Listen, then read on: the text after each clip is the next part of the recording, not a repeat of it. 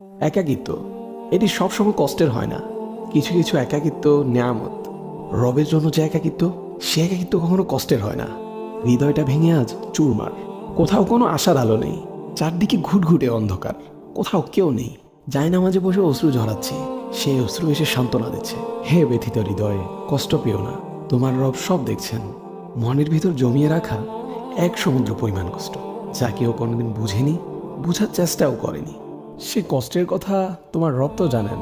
তিনি তোমার সহায় হয়েছেন বলেই তো তোমায় এই একাকিত্ব দিয়েছেন, যাতে তোমার কষ্টের কথা তোমার রবের কাছে বলে হালকা হতে পারো, তোমার দুশ্চিন্তার কথা রবকে বলে নিশ্চিন্ত হতে পারো।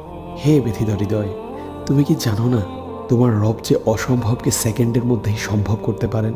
তাহলে একাকিত্বকে তুমি কেন ভয় পাও? যে একাকিত্ব তোমায় বারবার রবের দিকে নিয়ে যায়, রবকে স্মরণ করিয়ে দেয়। হে ব্যথিত হৃদয়, কষ্ট পেও না। শীঘ্রই তোমার রব তোমাকে এত দিবেন যে তুমি সন্তুষ্ট হয়ে যাবে।